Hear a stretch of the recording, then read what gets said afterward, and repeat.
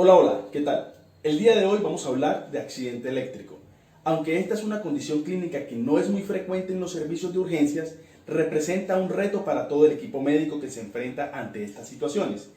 Tenemos que tener claro que el accidente eléctrico o choque eléctrico no es más que una serie de lesiones que ocurren en el cuerpo humano cuando pasa la corriente eléctrica a través de él. Es necesario entender dos conceptos básicos. Uno, electrocución, y dos, la lesión eléctrica, donde la electrocución es la muerte causada por el paso del flujo de corriente a través del cuerpo humano. Y la lesión eléctrica es el daño tisular que ocurre y las alteraciones fisiológicas y metabólicas al pasar la corriente eléctrica a través del cuerpo humano. Tenemos que tener en cuenta que la severidad de los daños ocasionados por la corriente eléctrica va a depender de las características de la fuente generadora de esta, las cuales vamos a conocer a continuación.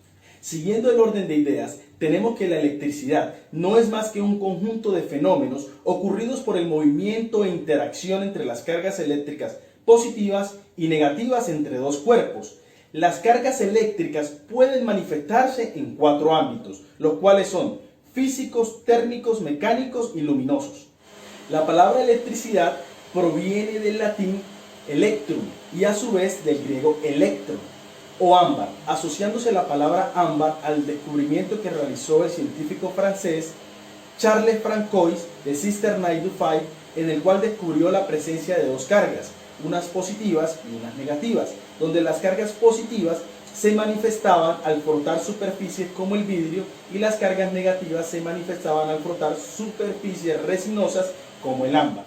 Hablando de corriente eléctrica, tenemos que es el flujo de electrones a través de dos puntos de diferente potencial eléctrico. Hay que tener en cuenta que dependiendo de las características de este flujo eléctrico, vamos a dividirla en dos. Tenemos la corriente eléctrica de flujo continuo y la corriente eléctrica de flujo alterno, donde la corriente eléctrica de flujo continuo no es más que el movimiento de electrones en un solo sentido, o sea, de un polo hacia otro. Y la corriente eléctrica alterna es el movimiento de electrones en dos sentidos que alternan entre sí.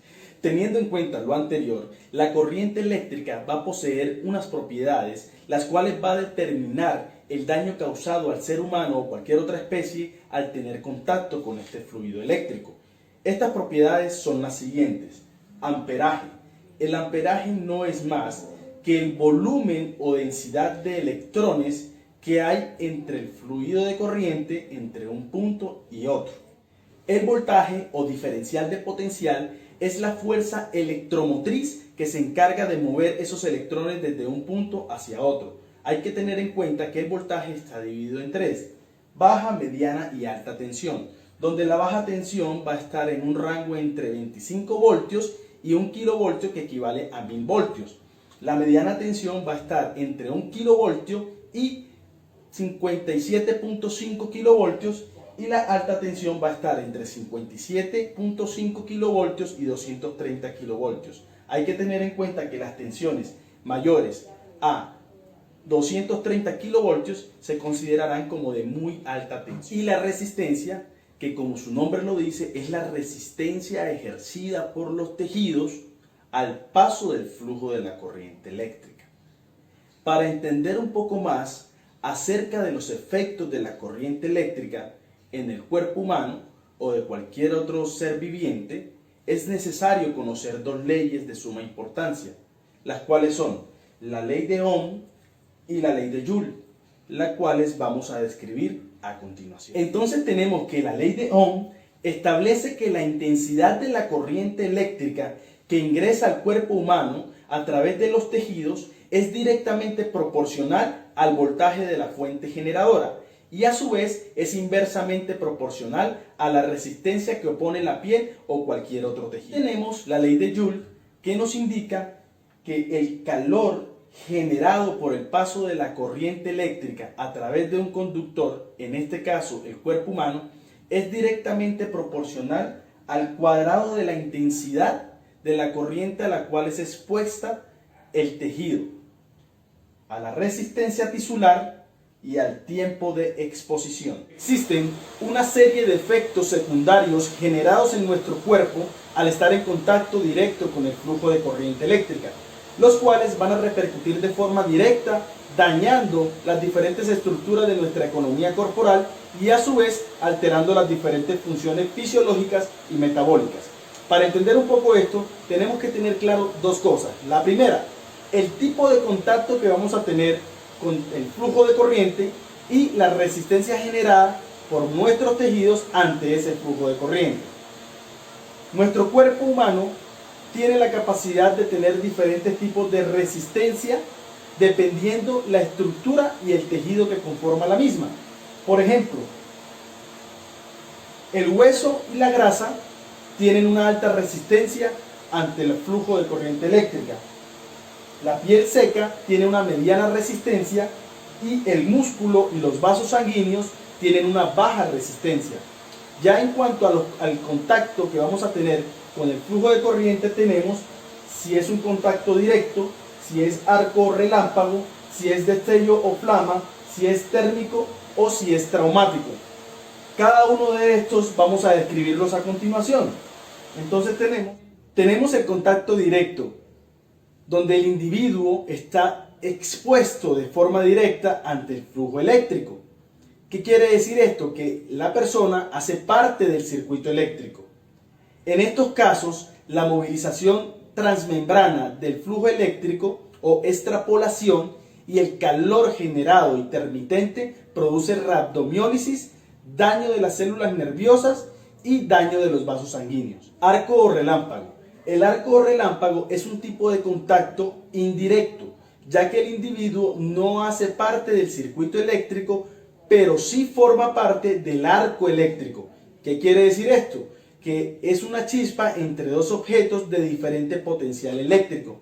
En estos casos es muy peligroso, ya que el individuo puede presentar quemaduras muy profundas y muy extensas, generadas hasta por 3000 grados centígrados. Destello o flama. En estos casos no hay paso de la corriente eléctrica al interior del individuo, simplemente se generan quemaduras como resultado de la flama producida por un cortocircuito.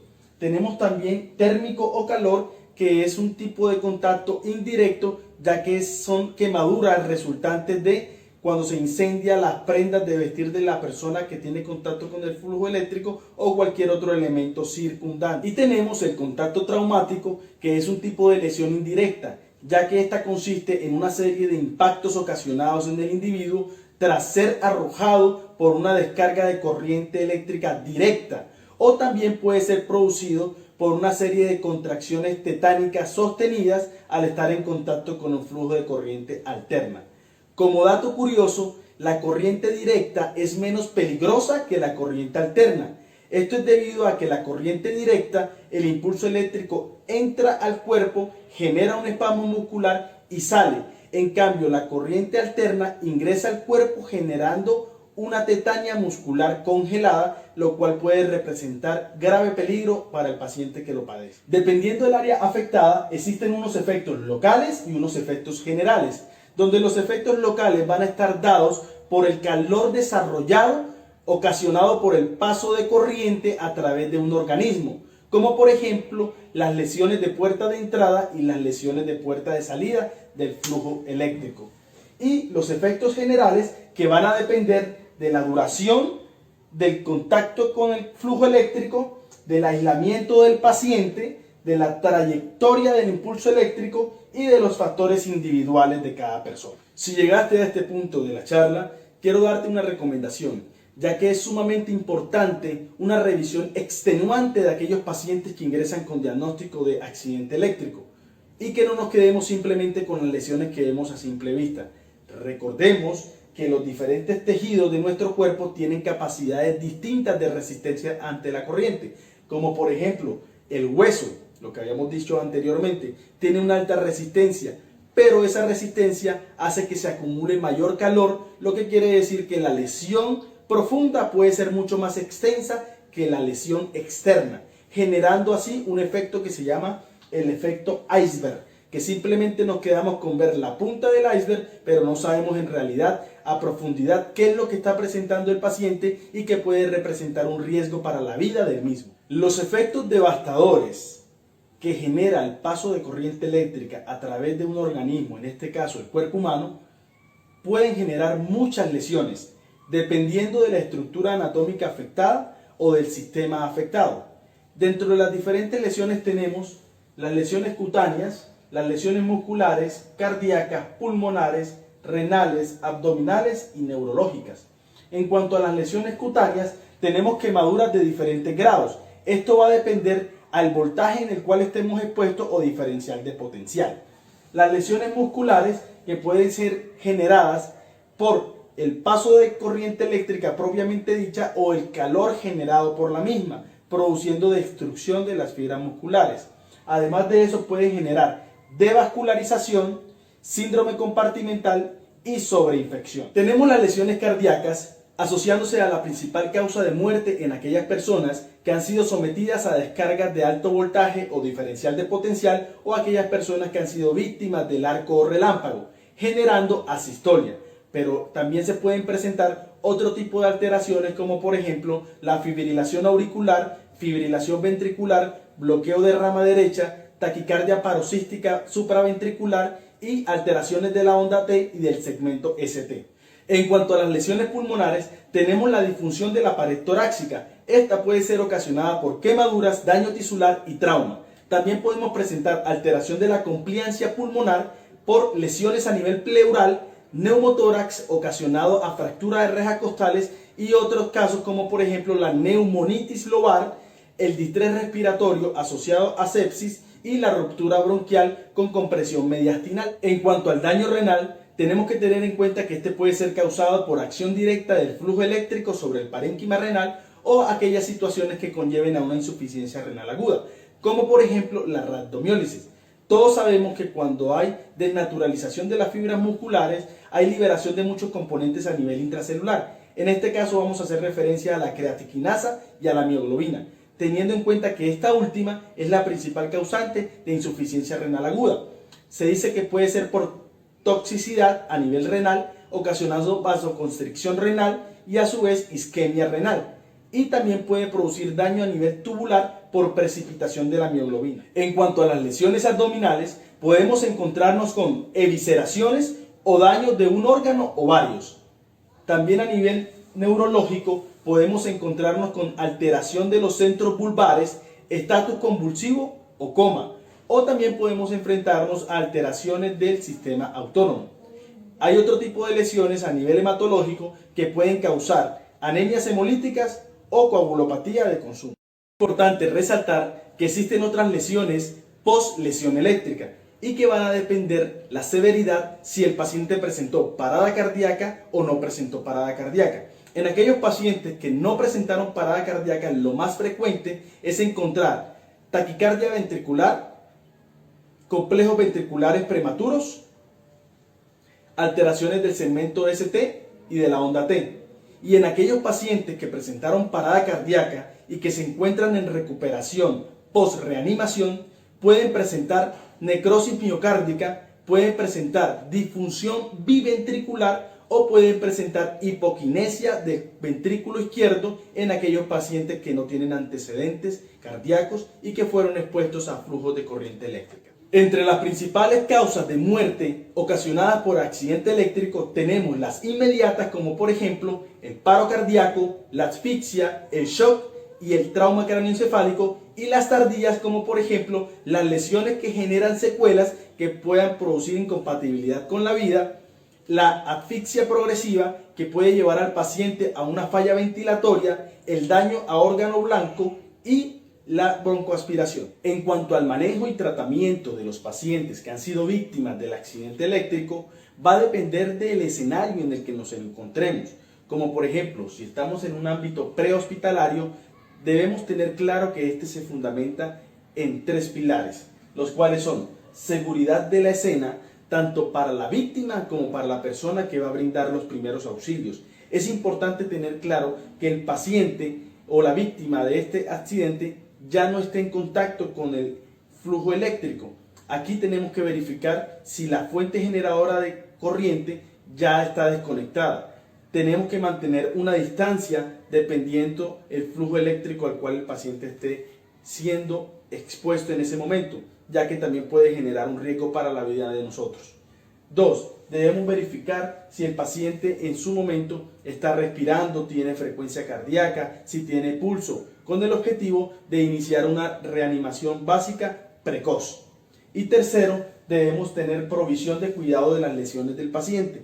En este caso debemos asegurarle cuello al paciente con el objetivo de evitar o prevenir alguna lesión medular en caso tal haya habido trauma cervical. Debemos verificar si hay algún tipo de fractura, ya sea expuesta y no expuesta, con el objetivo de estabilizar la misma para poder realizar un traslado exitoso al centro médico de atención.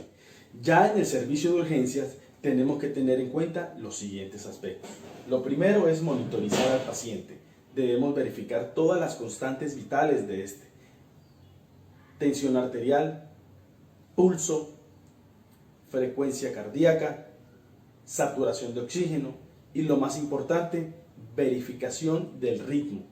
Esto lo hacemos con el objetivo de saber si debemos iniciar o no maniobras de reanimación básicas o avanzadas en ese momento. Recordemos que los pacientes que han sido víctimas de accidente eléctrico tienden a hacer muchas alteraciones a nivel del ritmo cardíaco, y eso es lo primero que debemos nosotros determinar. Como siguiente punto, debemos realizar un control de daños. ¿Qué es un control de daños? Es una revisión exhaustiva de todas las posibles lesiones que pueda presentar este paciente: quemaduras, fracturas, ya sea expuestas o no expuestas, si estas tienen compromiso vascular, si tenemos inestabilidad de la caja torácica, si tenemos inestabilidad cervical, si el paciente tiene algún trauma craneoencefálico, ya sea leve, moderado o severo, si hay alteración de la conciencia. Es una revisión exhaustiva que debemos hacer a estos pacientes con el objetivo de evitar el efecto iceberg que habíamos comentado anteriormente. Otro punto importante es que debemos garantizar un acceso venoso a este paciente y debemos iniciar una perfusión de líquidos mínimo 4000 ml para 24 horas con lactato de Ringer o Harman, con el objetivo de mantener una diuresis horaria de 100 ml por hora. En estos pacientes se pueden presentar algunas alteraciones hidroelectrolíticas como resultado del extenso daño tisular que se puede presentar. Entre estas tenemos la hiperpotasemia, la cual va a depender del tratamiento de acuerdo al grado de severidad. Recordemos que esta se puede clasificar en leve, moderada y grave, dependiendo de los niveles séricos que encontremos. Entonces recordemos que la leve va entre 5.5 y 6 miliequivalentes, la moderada va entre 6.1 y 7 miliequivalentes y la grave es mayor a 7 miliequivalentes. Entonces el tratamiento es el siguiente: si tenemos una hiperpotasemia leve, el tratamiento va a ser con poliestireno sulfonato cálcico en dosis de 15 gramos vía oral cada 6 horas y lactulosa 125 ml vía oral cada 8 horas. Si el paciente llega a tener niveles séricos que nos indiquen hiperpotasemia moderada, el tratamiento va a ser con suero glucosado hipertónico o solución hiperpolarizante, la cual se prepara con 12 unidades de insulina rápida en 500 ml de dextrosa al 10% para pasar durante 30 minutos. Esto no se puede utilizar en aquellos pacientes donde encontremos una glicemia mayor a 200 miligramos sobre decilitro. Y en caso tal, el paciente esté cursando con una hiperpotasemia grave, el tratamiento va a ser con gluconato de calcio al 10%, de 1 a 2 ampollas IV lenta durante 5 minutos. Y también podemos utilizar el salbutamol en dosis de 5 a 10 miligramos, o sea, de 1 a 2 ml en 4 ml de suero fisiológico a través del dispositivo de micronebulización. Podemos esta dosis llevarla inclusive hasta 4 ml en 4 ml de solución fisiológica para ayudar a contrarrestar los efectos de la hipercalemia o hiperpotasemia, teniendo mucho cuidado en aquellos pacientes que tienen algún tipo de alteración cardíaca. Si el paciente cursa con acidosis metabólica con un pH menor a 7.2, debemos pensar en la administración de bicarbonato. Aquí también tenemos que tener claro que el bicarbonato no solamente se usa para manejo de la acidosis metabólica, sino que también en aquellos pacientes que tienen rhabdomiólisis extensa, que puede generar alteraciones a nivel renal agudos, como por ejemplo la mioglobinuria. Entonces en estos pacientes vamos a requerir alcalinización de la orina con dosis de entre 200 y 300 miliequivalentes litros de bicarbonato. También es importante colocar profilaxis antitetánica. Recordemos que en estos pacientes se puede producir la tetania sostenida congelada y esto nos va a ayudar a prevenir posibles complicaciones. En caso de que algunos pacientes presenten estatus convulsivo, lo podemos manejar con midazolam o con diazepam dependiendo de la disponibilidad del medicamento que contemos en nuestro servicio de urgencias. Si vamos a utilizar midazolam, la dosis va a ir entre 0.1 a 0.2 miligramos por kilo, y si vamos a utilizar diazepam, la dosis va a ir entre 0.2 a 0.6 miligramos por kilo sin pasarnos de la dosis máxima, que es 20 miligramos. Y B, lenta. En cuanto al manejo de las quemaduras en estos casos, es importante tener claro que va a depender de la severidad y la extensión de las mismas. La hidratación en estos pacientes no va a ser de forma convencional como lo hacemos en otro tipo de quemados, en los cuales utilizamos la fórmula de Parkland. Recordemos que en estos casos debemos administrar mínimo 4000 ml de Hartmann al día con el objetivo de mantener una diuresis de 100 ml por hora. También es importante colocar sonda vesical en estos casos para cuantificar la orina. Debemos evitar la hipotermia en estos pacientes con el objetivo de que no se enfríen y pierdan más calor producto de las quemaduras. En estos casos debemos abrigarlo, colocarle sábanas térmicas, entre otras. También es importante en estos casos una dieta oral, pero absolutamente debe ser por sonda nasogástrica. Y en casos más severos, donde hayan ya síndromes compartimentales, hay que ver la posibilidad de realizar una fasciotomía de urgencias. Es importante tener claro que en estos pacientes la antibioticoterapia empírica no está indicada. Ya para finalizar, es importante tener claro que podemos contar con algunas ayudas diagnósticas que nos pueden ayudar a evitar el efecto iceberg en estos pacientes, como por ejemplo algunas pruebas de laboratorio tales como hemograma, pruebas de función renal, glicemia, CPK, CK fracción MB, gases arteriales, electrolitos, entre otros. Y algunas ayudas de imagen diagnóstica como por ejemplo radiografía de tórax, radiografía abdominal, radiografía cervical, radiografía de columna lumbosacra, radiografía de columna dorsal, entre otras. Tú que estás en casa, sigue las siguientes recomendaciones. Evita dejar de forma innecesaria conectados los dispositivos electrónicos. Evita manipular electrodomésticos y dispositivos electrónicos o toma corriente con las manos mojadas o estando descalzo. Si hay tormenta eléctrica, desconecta todos los dispositivos electrónicos de tu hogar, incluyendo los electrodomésticos. Y si vas a hacer algún mantenimiento o algún arreglo de tipo eléctrico o electrónico, contrata a un profesional. Y eso es todo por el día de hoy. Muchas gracias y recuerda dejar tu comentario al final de este video y darle me gusta. Me puedes encontrar en Instagram y en Facebook como Dr. Villanova Sánchez. Y recuerda, servir con amor, servir con humildad y estar dispuesto a aprender todos los días. Chao, chao.